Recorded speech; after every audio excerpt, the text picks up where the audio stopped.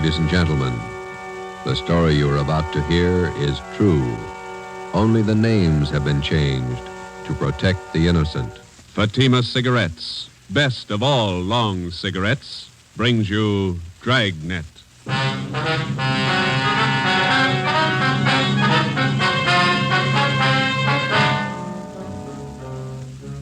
You're a detective sergeant. You're assigned to robbery detail. 2 armed bandits have robbed a large jewelry store in your city. One of the suspects escapes. One is apprehended. He's identified as a friend of yours.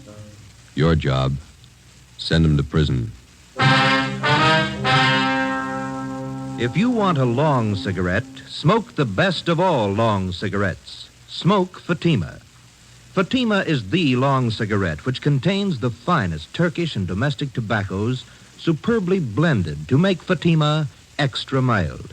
And that's why Fatima has a much different, much better flavor and aroma than any other long cigarette. That's why Fatima is doubling and redoubling its smokers. So, if you want a long cigarette, smoke the best of all long cigarettes. Smoke Fatima. Dragnet, the documented drama of an actual crime. For the next 30 minutes, in cooperation with the Los Angeles Police Department, you will travel step by step on the side of the law through an actual case from official police files. From beginning to end, from crime to punishment, Dragnet is the story of your police force in action. It was Tuesday, February 8th. It was cold in Los Angeles. We were working the night watch out of robbery detail. My partner's Ben Romero. The boss is Thad Brown, chief of detectives. My name's Friday. I was on the way over from the city hall, and it was 8:35 p.m. when I got to the second floor of the Georgia Street Receiving Hospital. Treatment room. Joe, hi. Hi, Doc. Ben, how's it going? Okay. It hurt for a while. Doc gave me an injection. 1/6 of a grain of morphine, Novocaine injection. The bullet's still in your shoulder? Doc's about ready to take it out. As soon as I get the wound cleaned, here's the soap and water, nurse. Alcohol sponge, please. How's it look, Doctor? Well, there's the x-ray. Shallow penetrating wound in the deltoid area. Sludge, larger than the soft tissue right here. Oh, yeah. No bone involvement. Okay, the bullet was spent. That's good. Feel okay? Sure. Nurse, methylate applicators, please. Thanks. Let's see now.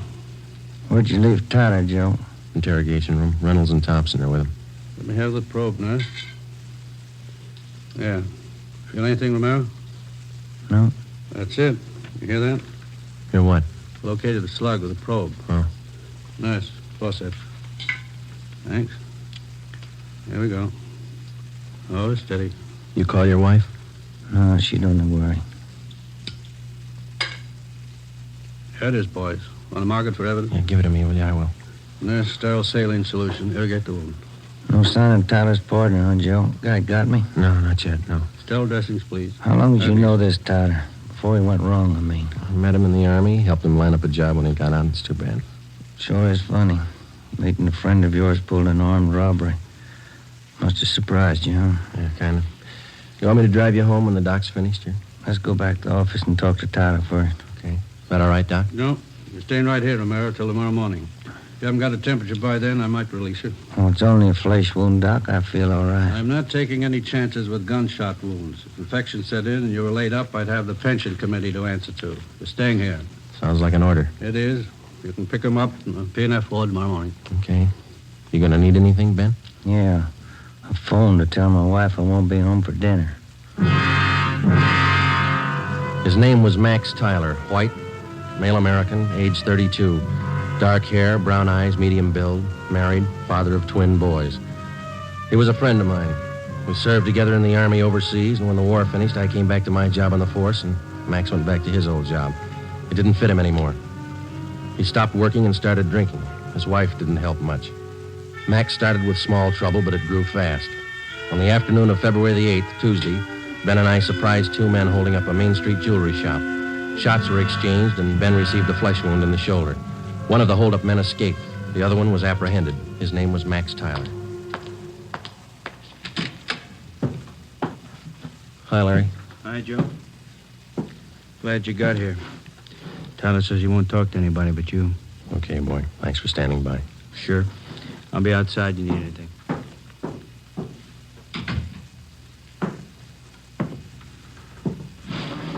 Max, Joe, you're in deep this time. You shot a cop. I didn't.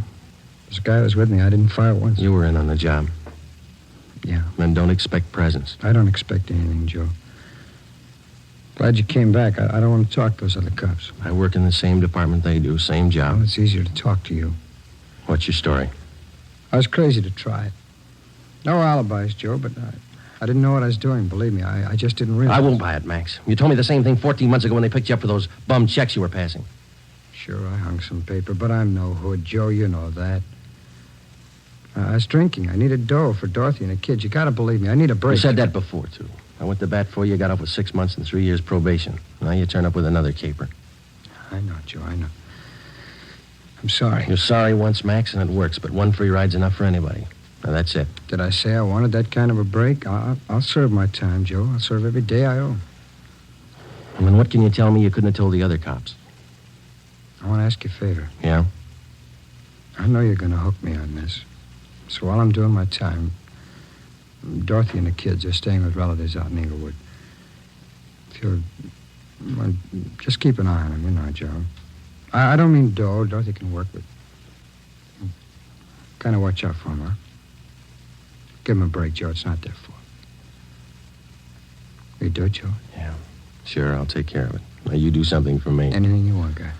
Let's have the straight story. Who was the guy with you on that holdup this afternoon? Cresta, George Cresta, you know him. Out of Folsom, short guy, black hair? Yeah, he's got a room above the Red Owl Bar down on East 3rd near Broadway. That's where he hangs out.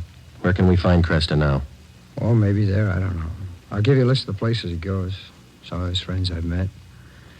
He sure roped me in. Said there wasn't going to be any rough stuff. You were carrying an S&W 38. Sure. When they got outside the jewelry shop, Cresta jammed the gun in my hand. I had to put it away, get it out of sight. Believe me, Joe, he roped me into this. It sounds like an alibi, I know, This but is your second time around, Max. It sounds like one. Okay, I got nothing coming. Don't forget about Dorothy and the kids. Huh? I promised you. Now, you want to give me a full statement on the holdup now? Anything you say, Joe. I'll call for a stenographer. Joe. Yeah, I'm sorry. I am. I believe you. You got the feeling too late, that's all. Max Tyler was arraigned in municipal court 2 days later. Bail was set at $10,000. 3 days after that came his preliminary hearing in municipal court. At his arraignment in Superior Court, 5 weeks after he'd been apprehended, Tyler entered a plea of not guilty. A date was set for his trial in Superior Court. Meantime, the hunt for George Cresta, Max's accomplice, went on. There wasn't a sign of him. Our informants had no lead on him, and the all-points bulletin containing all the information we had on Cresta brought in nothing. On Monday, March 22nd, the trial of Max Tyler was held in Superior Court. Ben and I were subpoenaed to appear. The victim of the holdup, the jewelry store manager, was the first to testify. He was questioned by both the prosecutor and the counsel for the defense. He left the stand at 11:25 a.m. If it please, Your Honor, Counsel for the defense. before the next witness testifies, I'd like permission to approach the bench. Permission granted. Counsel for the prosecution may also approach the bench. Wonder what that's all about, Joe. Something's up. Hey, look. Judge is shaking his head. Public defender's going back to the counsel's table. Counsel for the defense. Your Honor, it is my client's desire to change his plea to guilty. The defendant rise and face the court. Max Tyler, is that your true name? Yes, Your Honor. On the 12th day of March of this year, in Superior Court, Department 83, City and County of Los Angeles, State of California, you've heretofore been arraigned on the charge of robbery in the first degree. At that time, you pled not guilty to the charge in question. Is it now your desire to change that plea? Yes, sir, it is. You've reached this decision of your own free will. Yes, I have. There's been no force employed, no promise of gratuity or reward to induce you to reach this decision. No, sir. Counsel for the prosecution. Yes, Your Honor. Max Tyler, on the 12th day of March of this year in Superior Court, City and County of Los Angeles, State of California, you are arraigned on the charge of robbery in the first degree. That time you entered a plea as set forth in this information. How do you now plead? Guilty or not guilty? Guilty. Is it stipulated that at the time of the commission of the robbery, the defendant was armed with a deadly weapon, to wit, a revolver? So stipulated. court to fix the degree of robbery as robbery of the first degree. Your Honor, in the interest of justice, the people move to dismiss count 2, assault with a deadly weapon. At this time, Your Honor, the defendant waives time for sentencing and asks that he be sentenced immediately. Just a moment.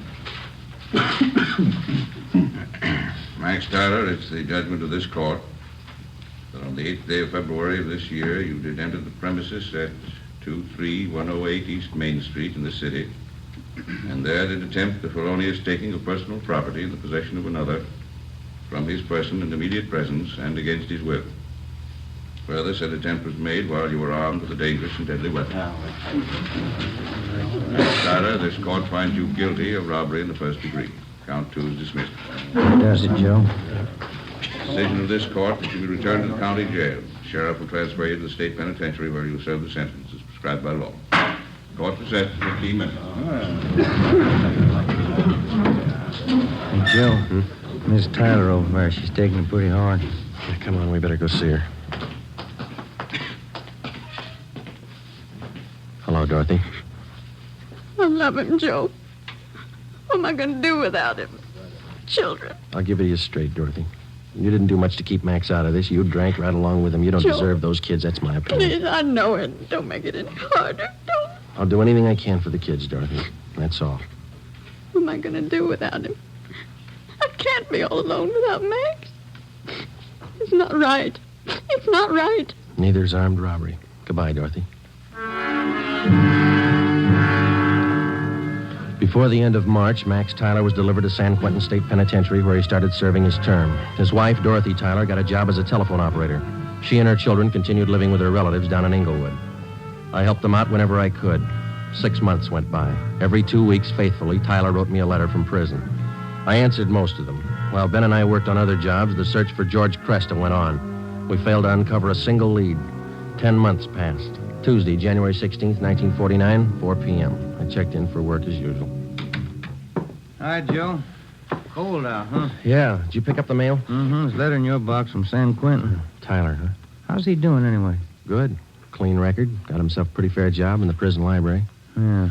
I talked to the warden up there. Says Tyler ought to be eligible for parole in about a year if he keeps his nose clean. You going to bat for Tyler again?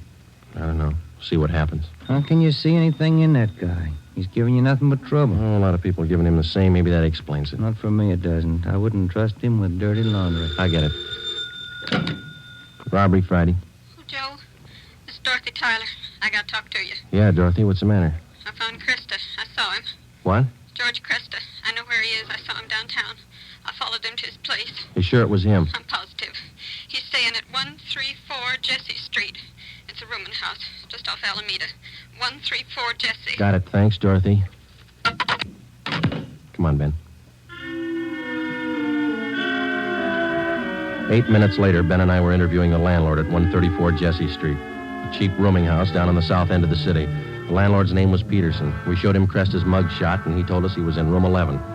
We went up a dark, narrow stairway to the second floor.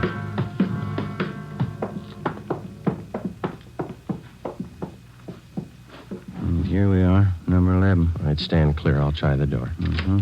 It's open. Yeah. Joe, have a look. He's asleep. He's passed out. Come on, slip the cuffs on him.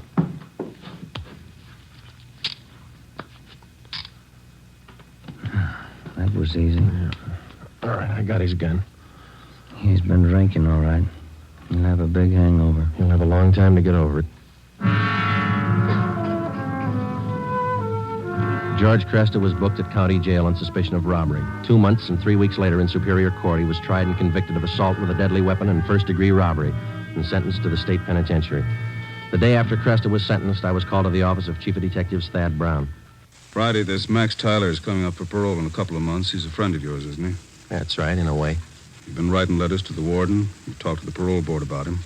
Understand you're helping on his kids. A few presents. They haven't had much of a break. They're just youngsters. You're working hard to get Tyler's parole. Do you think he's worth it? Well, I was off both him and his wife, and then she gave us that tip about Cresta, and Tyler's got such a good record up at Q, I figured they'd earned another chance. You're sticking your chin out, Joe, helping a con to get a parole. I think you'll realize that. Well, I believe he's a good risk now, Chief. He's pretty weak in some things. He needs direction, that's all. His wife's getting better. She might help more than she did. I hope both of them are worth it. If anything happens, I know I'm going to get it from all sides. You really think some men deserve another chance, don't you? Yes, sir, I do. I wouldn't want you working for me if you didn't. 2 more weeks went by. Tuesday, April the 19th. Ben came down with a bad cold and had to lay off work. At the same time, a new gang started a hold-up campaign among the liquor stores out in the Wilshire district. A new rash of armed robberies broke out in the central area. There was an attempted bank robbery. It was a bad week. Ben got back to work on Saturday. Rough time, huh, Joe? Busy, yeah. Did you beat that cold all right? Sure, I feel much better. Doctor gave me some new medicine. Works good. Oh, that's fine. Maybe I'll knock off early tonight if nothing's doing. That's a good idea. Shouldn't be too much tonight. Teletype for you. Just came in. Oh, thanks, Larry. Sure. What's the matter, Joe? What is it? Max Tyler. He broke out of prison this morning.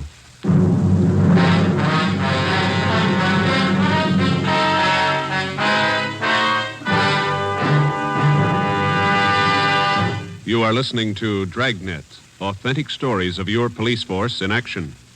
And now, here's an authentic report from Fatima Cigarettes. In 1949, Fatima doubled, tripled, and quadrupled its smokers. In 1950, enjoy Fatima yourself. You'll find Fatima extra mild. Because Fatima is the long cigarette which contains the finest Turkish and domestic tobacco superbly blended to make Fatima extra mild. You'll find Fatima tastes much better. Fatima's superb blend gives you a much different, much better flavor and aroma than any other long cigarette. You'll find Fatima tops in cigarette quality. Fatima has always stood for the best in cigarette quality. For a new year of great smoking enjoyment, buy Fatima in the appealing golden yellow package. You'll agree, Fatima is the best of all long cigarettes.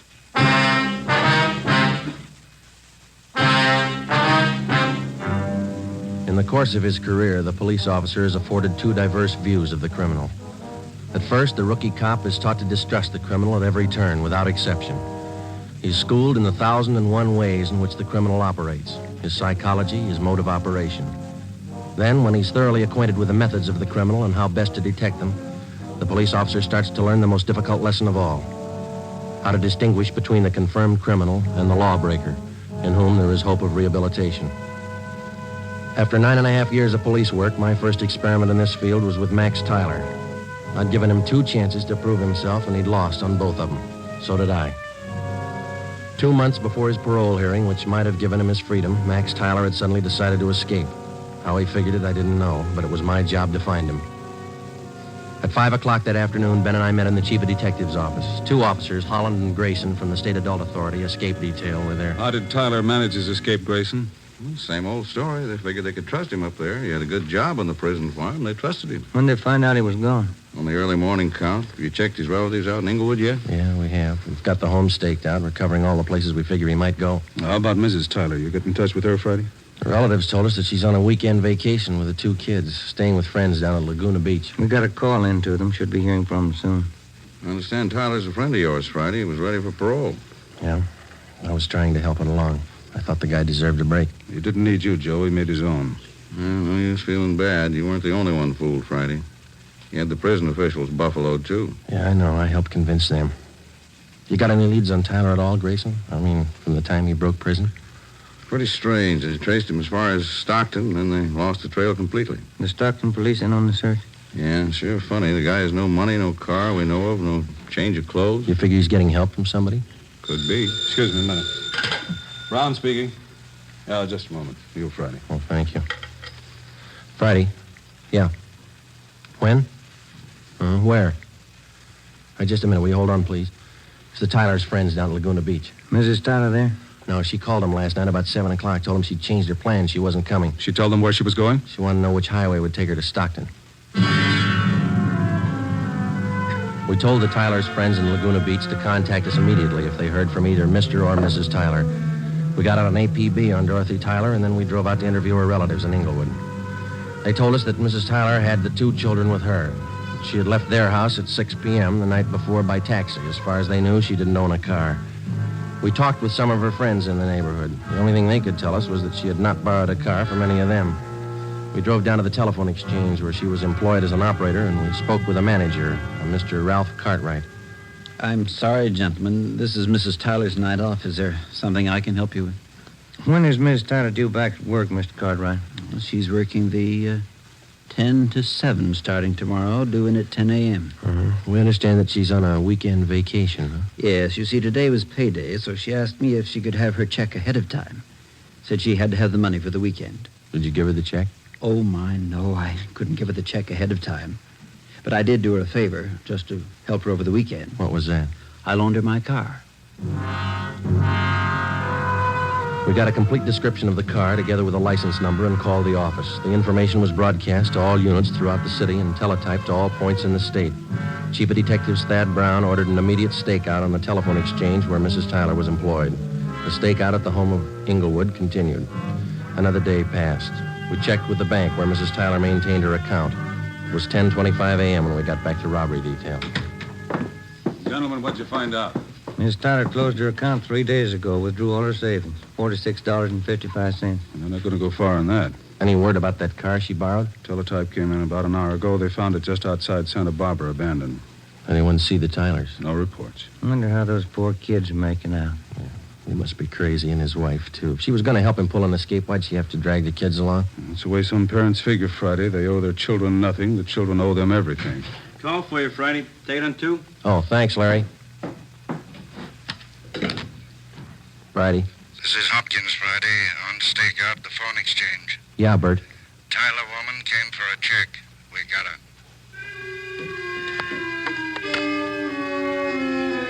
Dorothy Tyler was brought into the city hall. With her was one of her children. He was delivered to the juvenile authorities for the time being. Mrs. Tyler was brought to the interrogation room. She refused to admit anything to the officers from the adult authority. She said she wanted to talk to me. I went in. She threw her arms around me and started crying. Joe, you won't let him get Max, will you? You won't let him. I'm after him as much as they are, maybe more. Where is he? I can't tell you. Why'd you do it, Dorothy? Why? Oh, you know why, Joe. You know why. I had to see him. I had to be with Max. It's a bum deal. You traded days for years. They can't get him. If I don't tell them where he is, they won't find him. They'll find him. He's got to eat, so do you and the kids. He has to go to work, and working with a gun is all he knows. He'll leave a trail. We'll find him. Children? What have they done to the children? Where's Jimmy? They're taking care of him. That's more than you did. Where's your other boy, Vance? Max. Max has him. Oh, that's fine. You and Max ought to be real proud of yourselves. I had to see him. You know that. I had to see Max. Has he got a gun? Has he? Yes. Has he used it? No. He just thought he might need it. He hasn't hurt anyone. I swear it. You helped him escape, is that right? You helped him. He needed help. I met him at San Rafael. We drove all night. He didn't hurt anyone, Joe. He hasn't hurt anyone. Where is he now? Where is he? All right, Dorothy, we'll find him. Joe, if I tell you, will you go alone? I can show you the way. Will you go alone? Yeah? All right. I'll take you to him, Joe. I trust you. Yeah, I trusted him once, too. 5 p.m., Monday, April 25th. Dorothy, Tyler, Ben, and I got in the car and headed north for the coast town of Santa Maria. Acting under orders of Chief of Detectives Thad Brown, Larry Thompson from Robbery Detail followed in another car. Holland and Grayson from the State Adult Authority were with him. It was 10 minutes past 8 when we drove through the town of Santa Maria. Just outside the city, Dorothy Tyler directed us to turn off onto a dirt road. We drove about 2 miles. She told us to pull up. Across that field. Shack by those trees. Lonely out here. I'll go with you, Joe. Maybe Max won't understand. Oh, you stay here. Joe, that car stopped here. It's cops, Dorothy. It had to be. They won't shoot unless Max does. But you promised. You said you'd go alone. I'll go alone. Friday? Hello, Grayson. Where is he? She tell you? That shack over there across the field by that clump of trees. He's got one of the kids with him, that right? Yeah, he won't be any trouble. He's armed. The cons up at Quentin say he won't be taken alive. They say he'll shoot it out. They talk a lot. You better let us take him. You're not getting paid for this one. I'll take him alone. I made a promise. That guy in the shack's in the habit of breaking promises. I keep mine. Keep an eye on Miss Tyler, will you, Ben? Thompson's watching her. I'm coming with you. I told her I'd go alone. There's 2 doors, front and back. Which one you going in? Front. I'll be around back. Careful, Joe. Yeah. I'll be right back, Grayson. I started to cross the field. The shack was about 100 yards from the road. The field was uncultivated, and I wasn't sure of my footing. I stumbled over a tree stump. Halfway across the field, the lights in the shack went out. Who's that? Who is it? It's me, Max. Joe Friday.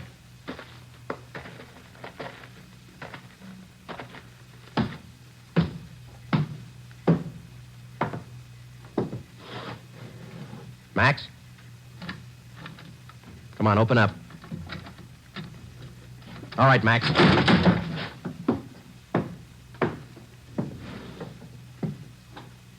Why the gun, Joe?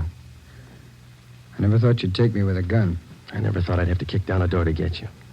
You've changed a lot, Max. How'd you find me, Dorothy tell you? Where is she? Outside. Your boy over there, Vance. He's sleeping. He's okay. Put out your hands. Put out your hands. Oh.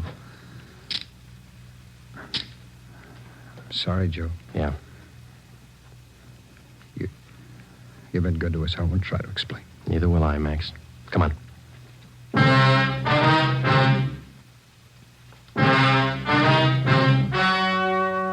The story you have just heard was true. Only the names were changed to protect the innocent.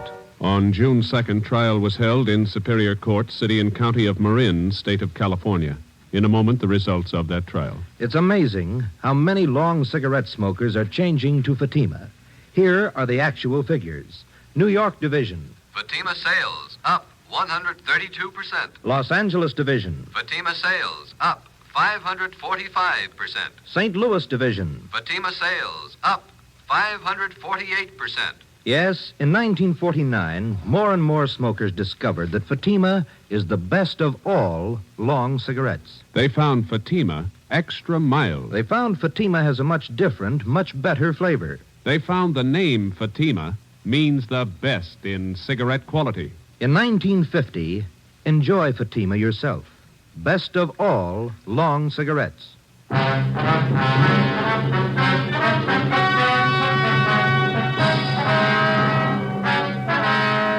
Max Tyler pleaded guilty to the charge of escape and was sentenced to the term as prescribed by law. He was returned to San Quentin and then transferred to Folsom Penitentiary, where he is now serving his sentence. You have just heard Dragnet, a new series of authentic cases from official files.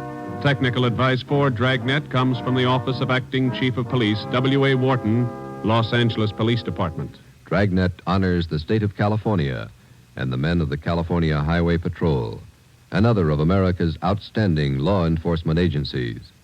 One of these men, Highway Patrol Commissioner Clifford E. Peterson, outstanding administrator and educator in the field of law enforcement, dedicates his life to making yours more secure. Fatima Cigarettes, best of all long cigarettes, has brought you Dragnet from Los Angeles. Be sure to hear Mr. and Mrs. Ronald Coleman in the Halls of Ivy starting tomorrow on NBC.